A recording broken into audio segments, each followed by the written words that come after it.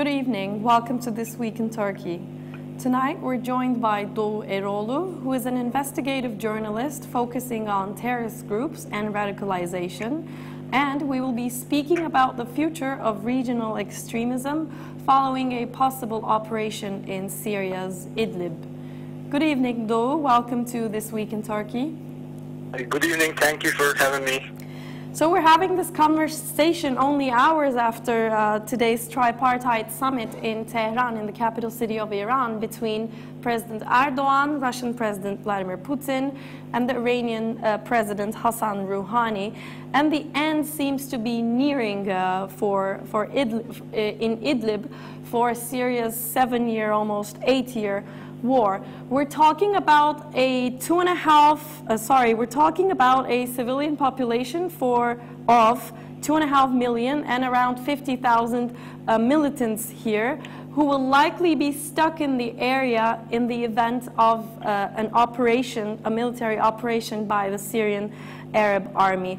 So my first question to you is, what will happen in your opinion to these civilians and militants in Idlib? What are the possible scenarios? After today's talks, I can see there are two ultimate scenarios at this moment. The first, either the de-escalation zone policy that being set up during the Astana process will be partly fulfilled, and the conflict will be postponed as some of the non-state armed groups comply to Turkey's demands, which was reiterated today as well. Or the operation will begin in a harsh manner without giving non-state armed groups any chance to regroup later. This means the total collapse of the de-escalation zone policy in Idlib, of course. And in this case, an influx of refugees to Turkey is highly likely. But I should note that there are many sub-branches to those two ultimate scenarios, each affecting Turkey in a different way.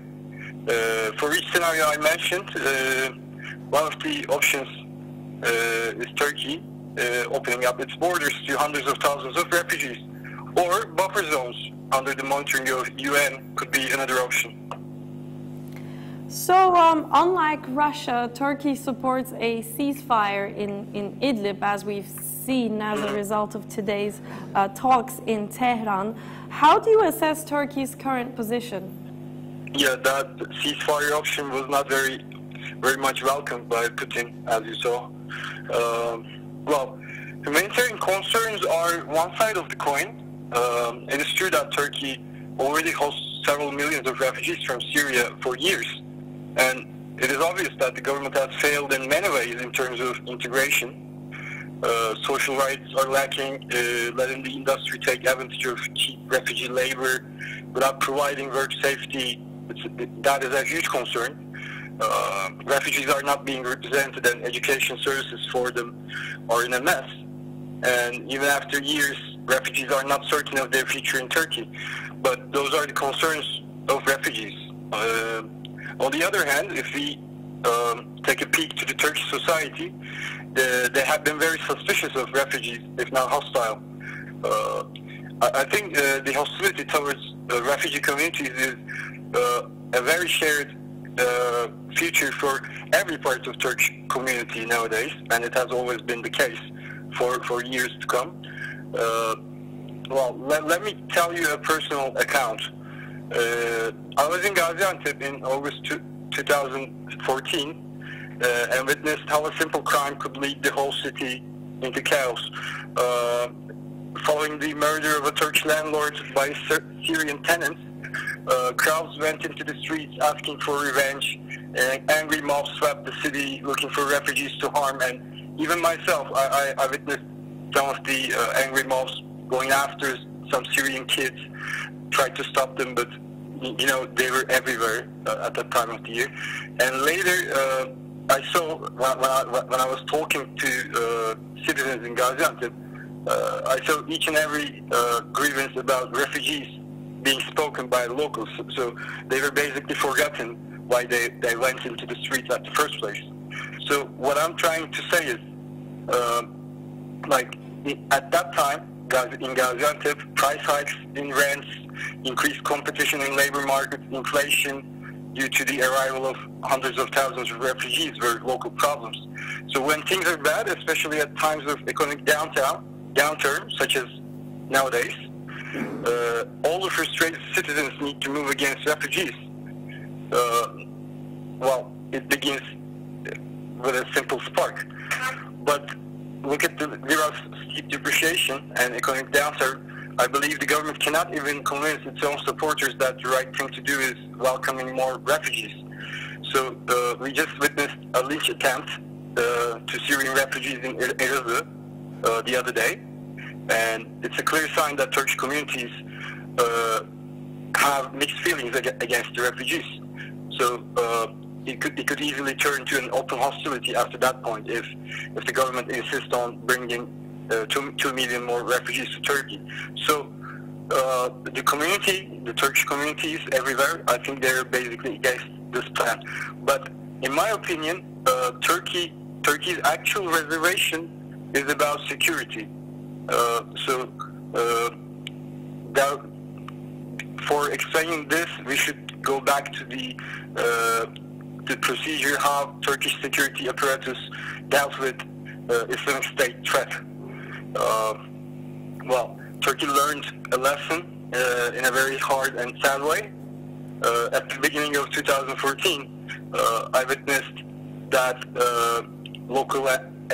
we all did witness that local and national media began reporting about Islamic State cell networks all over Turkey was making propaganda and recruitment, but Turkey,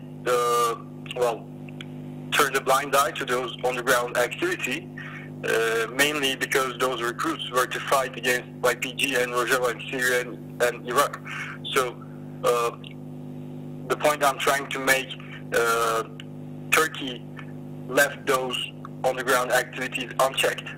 So in the end, it was impossible for the security apparatuses to track down who was doing what. We can easily look at to the notorious Gaziantep cell structure to illustrate this example. It began its violence campaign in Turkey. When it began its violence campaign in Turkey in 2015, Turkish security apparatuses and intelligence listed those who got radicalized in Adıyaman as prime suspects. And after all, the assailants of IED attacks to HDP's Diyarbakır rally and SGDF's gathering in Suruç were from Adıyaman. So the security apparatus had a point there. But what they did a security campaign all over the nation. The pictures and identity information about Adıyaman radicals got distributed to local police and the media, and everybody was looking for them. Only after Ankara attack on October 10, 2015, which was carried out by another jihadist from Adıyaman, the security apparatus understood that the actual perpetrator of those attacks was indeed the cell network in Gaziantep, using young radicals as cannon fodder. So then, because the police found out that the suicide bombers were brought to Ankara by 2 cars from Gaziantep, and even after that intelligence, it took months for designers of those attacks being captured in Gaziantep. So immediately after the Ankara explosion, what was the prime target become? The next popular jihadist attacker profile became Gaziantep cell members instead of former Adıyaman recruits. They started going after Gaziantep cell members. But then in 2016, attacks started to be carried out by foreign nationals. Everybody remembers the Istanbul Atatürk Airport attack and Reyna attack on January 1st, 2017. Both attacks were very hard to be avoided for the police because of the profiling lag I've been mentioning. They've been profiling the attackers, the perpetrators, but only after a certain profile went into dealing with those attacks. So if the security apparatuses had monitored Islamic State border activity, the activities of the local Islamic State cell networks, and other proxies. All of those attacks could have been easily averted. The police would know, as starters, the connection between Adıyaman radicals and Gaziantep cell structure, so the attacks perpetrated by this group could have been prevented. But all these attacks told the security apparatus that there are many Salafist communities in Turkey, and some of them are comprised of foreign nationals at this time of the Syrian conflict. And the police knows now, only now, that they having no prior information about those communities make Turkey very vulnerable to security threats.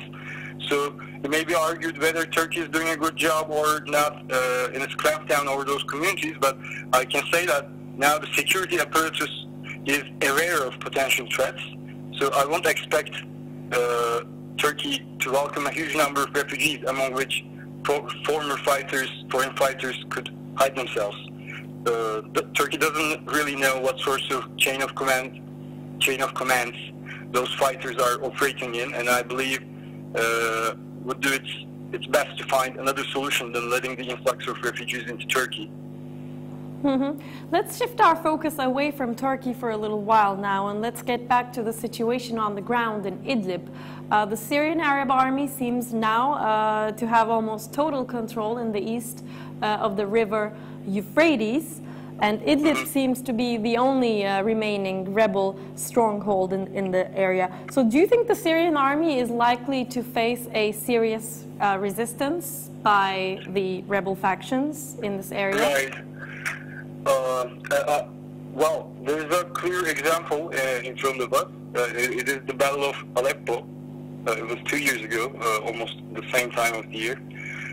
But if all else fail, the negotiations fail, and in case Turkey cannot stop the operation, and other proposals of Turkey to be rejected, Syria, the regime, may try to finish the civil war at Idlib at this moment.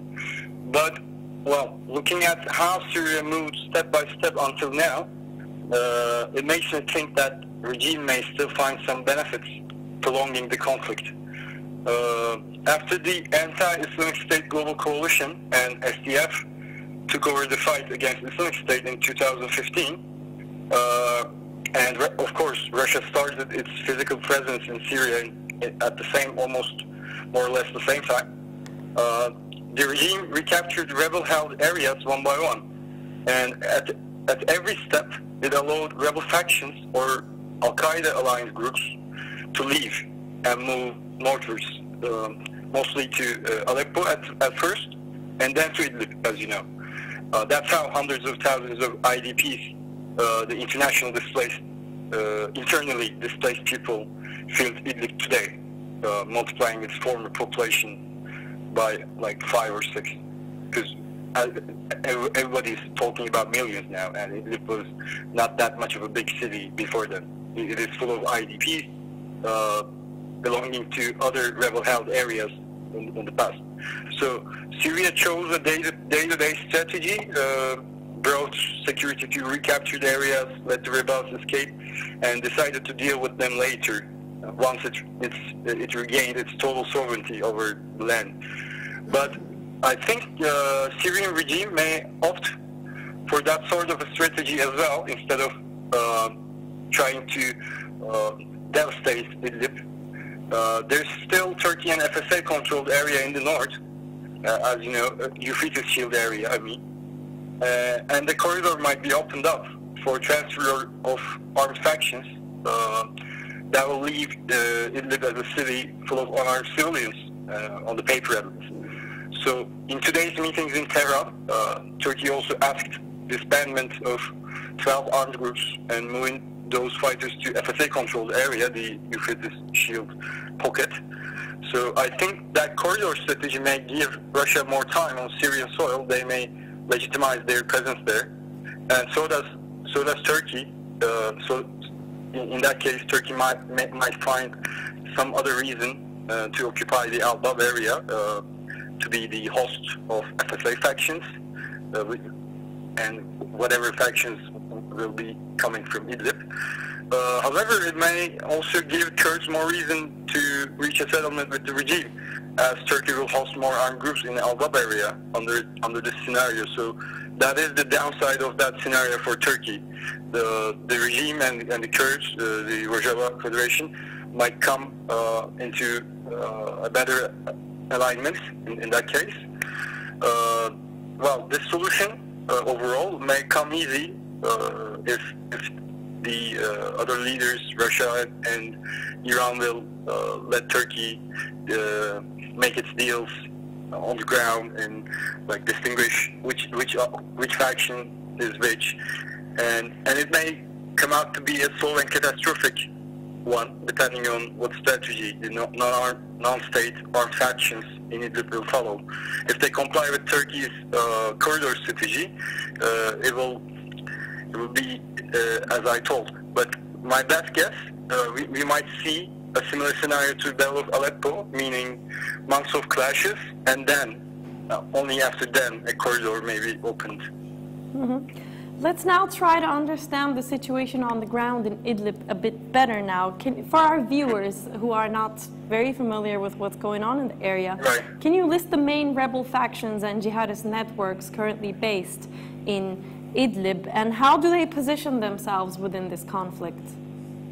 Well, that is I think the most complicated question in this whole problematic, because as I told you minutes ago, all the displaced factions, rebel factions, jihadist groups, or if it's aligned with Al-Qaeda or not, they ended up in Idlib. So I better not speculate over which armed factions are and jihadist groups are influential over the decision-making process in Idlib, because I'm neither there or taking accounts from there. But we can safely say that Hayat Tahrir al-Sham or HTS plays a major role for sure. That is, the HTS is the well, I may call it as a direct descendant of Syrian proxy of Al-Qaeda. So they are the new rebranded Al-Qaeda faction in Syria, but there's also Hulas al-Din, which is an Al-Qaeda loyalist splinter of HTS. They left HTS because they didn't like the HTS's negotiation with Turkey, and very long time Turkey-backed Ahrar al-Sham. That is also an Islamic faction, but lacking some jihadist characteristics.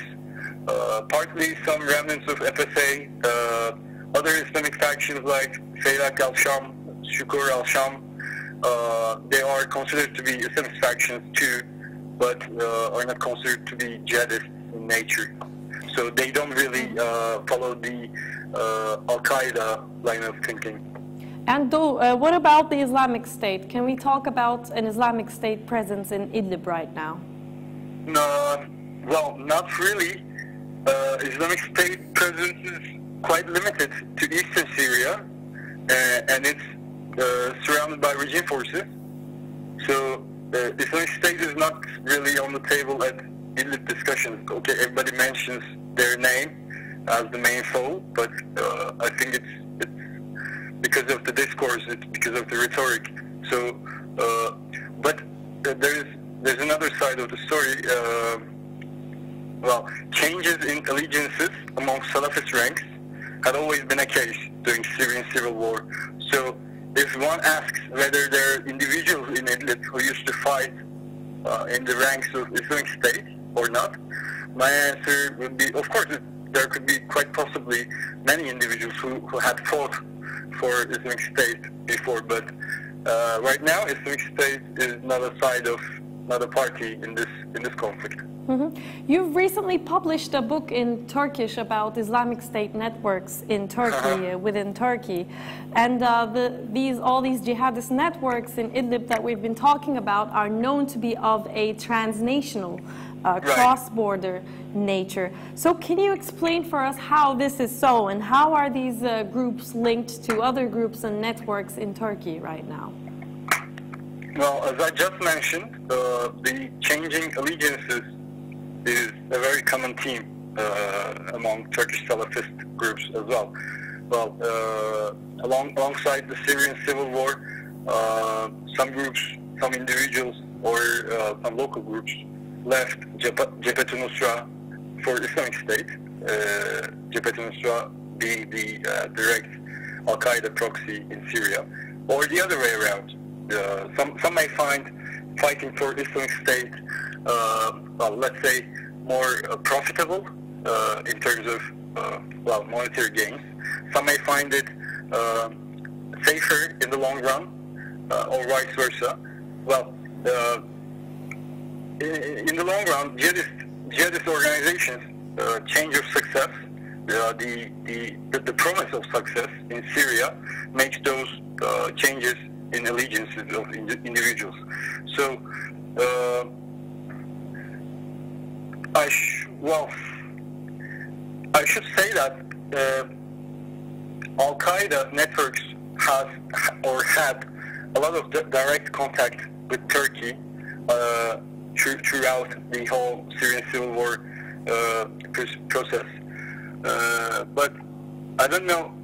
Turkey doesn't really know which factions, rooting back to Al-Qaeda's proxy in Syria, may be affected by the global agenda of leadership of HDS. So I think that is another risk factor that Turkey will be taking if they welcome the jihadists in Idlib into Turkey or FSA controlled area.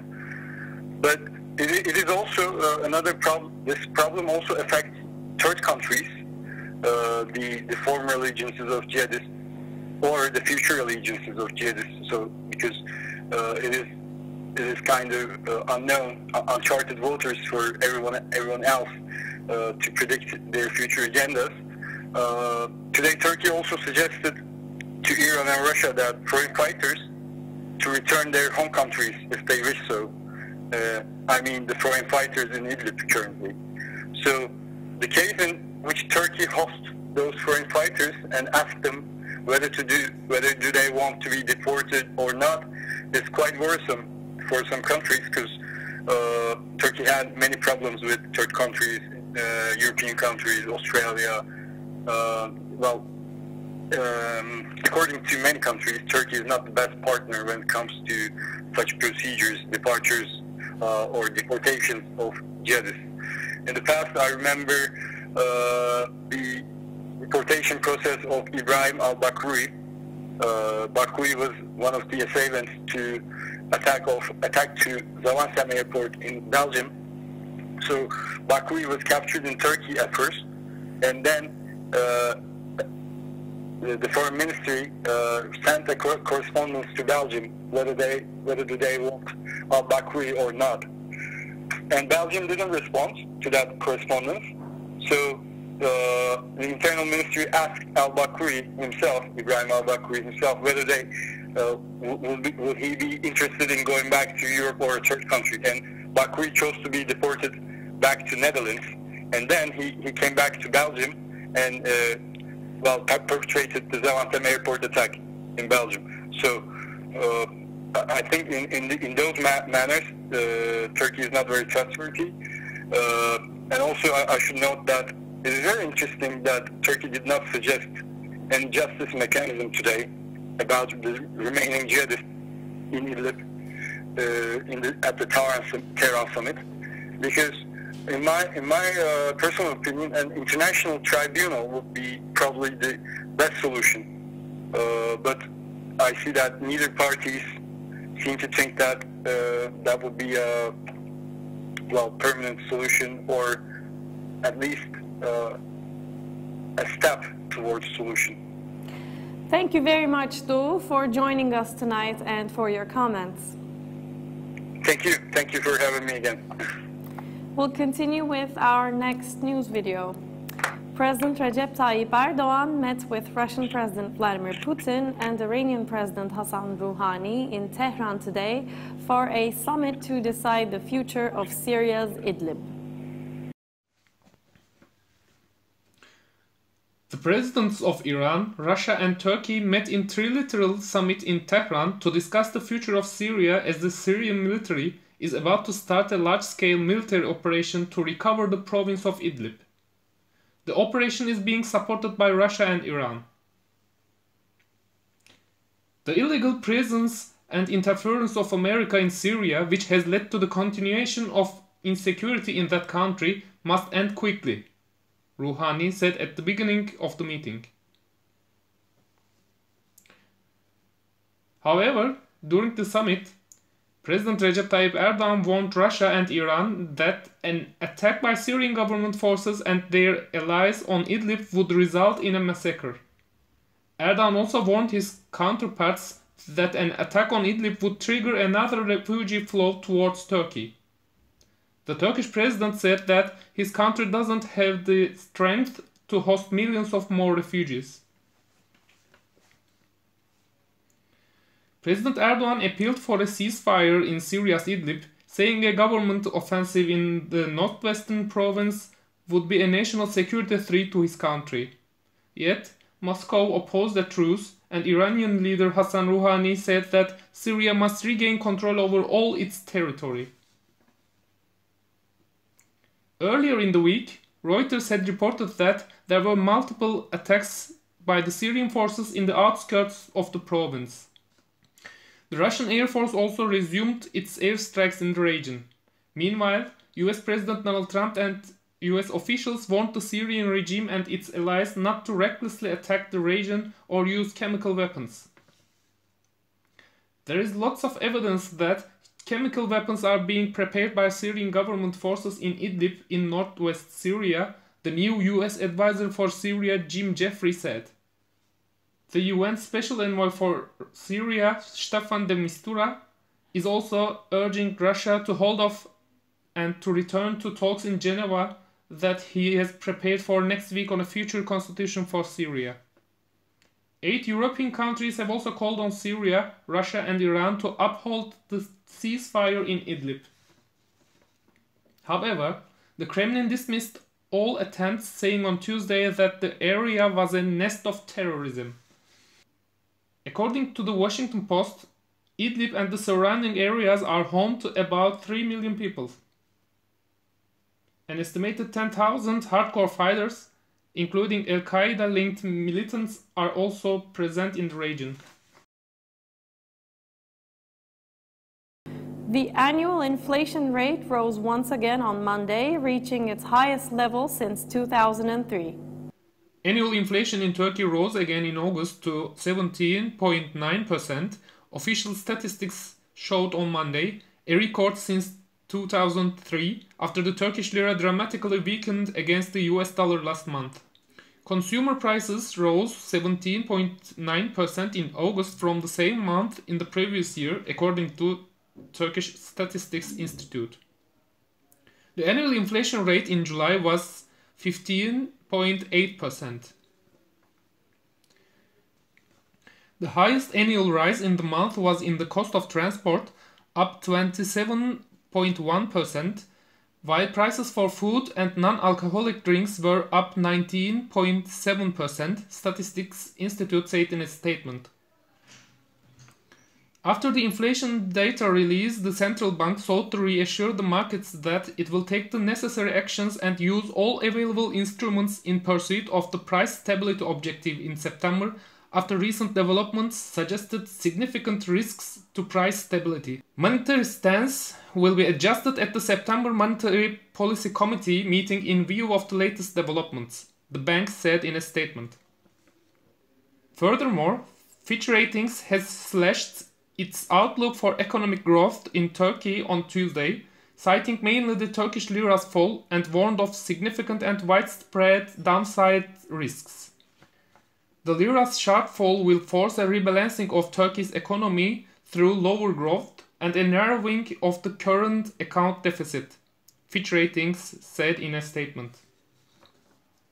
Moreover, President Recep Tayyip Erdogan attended the 6th Summit of Turkic Council at Burada Cultural Center in Kyrgyzstan on Monday, where he said, "We are proposing to trade in our own currencies rather than US dollar. International trade's dependency on the US dollar should be decreased as it became an obstacle for Turkey," Erdogan added.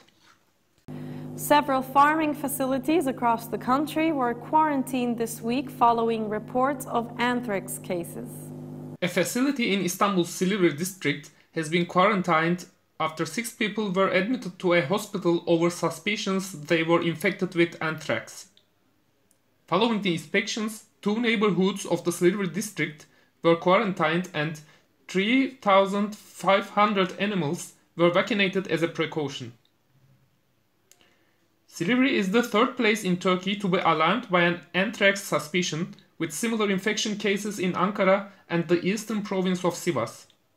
On August 28, upon the death of 60 cattle, authorities detected that 4,000 cattle imported from Brazil to Turkey's Meat and Milk Institution ahead of the Eid al-Adha holiday were infected with anthrax.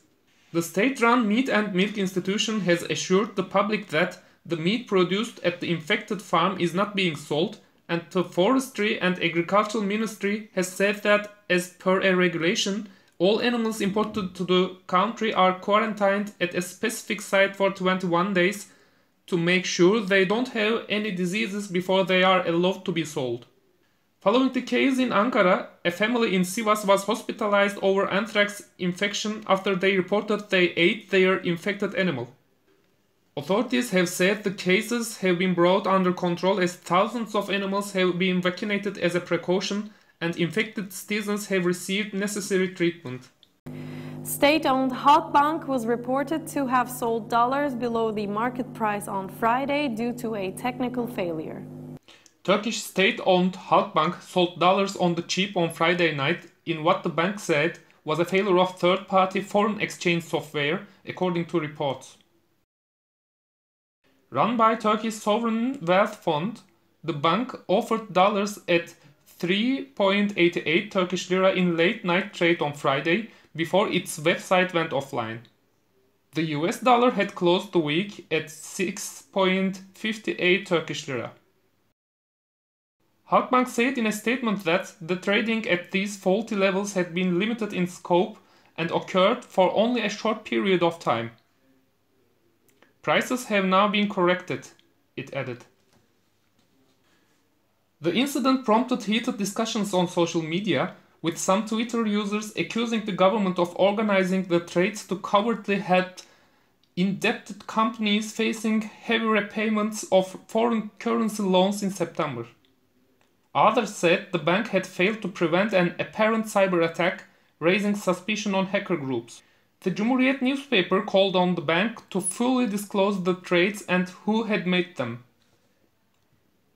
According to reports, over 1,000 Halkbank customers made trades worth $4.6 million at nearly half price on Friday evening due to a software fault, the bank's general manager Osman Aslan announced on Sunday. The software fault allowed 1,763 customers to buy the dollars between 10:01 p.m. and 10:39 p.m. on Friday at a rate of around 3.75 Turkish lira when the dollar had in reality closed the week at 6.58. The fault emerged as a result of a faulty data entry related to international interest rate cuts, Aslan claimed, adding that this had been the first time such a fault emerged. Speaking at the Turkey-Kyrgyzstan Business Forum in the Kyrgyz capital of Bishkek, Erdogan said, "They are trying to cast doubt on Turkey's strong and solid economy by means of currency manipulations." According to Güneş newspaper, Halkbank was the victim of a foreign attack, and since Halkbank uses the financial data provided by Bloomberg, as do other banks in Turkey, there are suspicions about the company's role in the error that affected only the state-owned bank. Güneş claimed that Halkbank had been targeted by the United States with investigations launched based on documents allegedly provided by the Gülen movement. Our friend Işın Eliçin did an interview with Sam Heller from the International Crisis Group on Thursday about the future of Syria's Idlib. Currently, to prevent an offensive by Damascus on Idlib. So I think that Turkey is moved in some part by humanitarian concerns and sympathy with the Syrian opposition inside Idlib, but also in terms of its own kind of basic interests here. An offensive on Idlib that meant a collapse of this de-escalation zone would be disastrous for Turkey. There are nearly 3 million people inside there, mostly civilians, nearly half IDPs, who would have little, it's tough to imagine where they can go other than towards the Turkish border. Turkey already hosts 3.5 million Syrians per Turkish government statistics. It can hardly afford to host more, much less nearly 3 million people. Also a chaotic rush of refugees across the border. So certainly I think it would overwhelm capacities in Turkey, in neighboring areas. It would also likely include some of Idlib's militants, among them jihadists with a transnational outlook and ambitions, who could endanger Turkey's security, or who could travel from Turkey on to third countries, whether that is in Europe or in kind of the post-Soviet space. Into account, Turkey's doing a sort of delicate balancing act here. So on the one hand, they are dealing with Iran and Russia as co-guarantors of this de-escalation zone. On the other hand, they are dealing with armed groups inside Idlib. Among them, some particularly, hardline militant groups, including Hayat Tahrir al-Sham. The observer forces that Turkey has put in there, I think they've lately reinforced those positions with some, with concrete walls, for example. But they nonetheless seem sort of minimally capable of defending themselves in the event of a really serious attack from either side. So I think they're less for their military use and then more as an expression of Turkey's commitment and its will to maintain this de-escalation agreement. But I think that certainly if it breaks down, if there is an eruption of open conflict, then those soldiers would be in danger. I think that at some points their supply lines back to Turkey run through militant-held territory, so that could be complicated. The airspace over Idlib is effectively dominated by Russia. And so I think that Turkey would require potentially Russian cooperation to provide air support to its forces or to evacuate them if it came to it. Another consideration also is that if the relationship between Turkey and some of the groups inside Idlib were to deteriorate substantially, to turn into open hostility, there is the risk that some of these groups might attempt to carry out terrorist attacks inside Turkey. Turkey's publishing industry is struggling to survive amid the ongoing currency crisis. According to reports, the currency crisis has severely hit Turkey's already struggling publishing industry. Last week, Daily Cumhuriyet hiked its price by 1 lira to 2.5 liras, while Sözcü, another daily newspaper known for being critical of the government, terminated its weekend supplements and also hiked its price. Moreover, 7 local daily newspapers in Izmir, Turkey's third biggest city, have decided to halt publications on Sundays due to increasing production costs. As the paper used by the publishers is imported, publishing houses, newspapers and bookstores have all been significantly affected. Turkey has recently been facing a currency crisis, with the lira losing more than 50% of its value since the beginning of the year. According to Cumhuriyet newspaper's Ankara representative Erdem Gül, the currency crisis has doubled the pressure on the press. The media was already struggling in a non-democratic climate, and now it's taking a hit from the foreign exchange turmoil, Gül told El Monitor. One could hardly imagine a bigger threat to the media than this dual pincer, he said. Now let's take a look at what's on in Istanbul next week. Salon kicks off the season with Rai on Saturday and Sunday. Formed in 2013 by vocalist and producer Miloš, the band recorded their first 3 songs within only a week. Their songs Open and The Fall were released online, suddenly drawing the attention of the music world on themselves. The androgynous vocals of Miloš were likened to that of Sad and got compared with the XX. They conquered all the music lists with their debut album Woman and took the stages in the greatest festivals from Coachella to Pitchfork Music Festival and from Montreal Jazz Festival to Primavera Sound. Their Istanbul debut was hosted by Salon in 2015. They took on a worldwide tour following the release of their second album Blood at the beginning of this year. They will stop by at Salon for their second Istanbul performance. The Istanbul Modern Photography Gallery, which continues its activities in the Beyoğlu district while the construction work at the new museum in Karaköy goes on, is hosting the exhibition Points of View. The gallery's collection exhibition features exploratory works in the field of photography from the 1960s onward. The exhibition brings together works by 6 artists from different generations.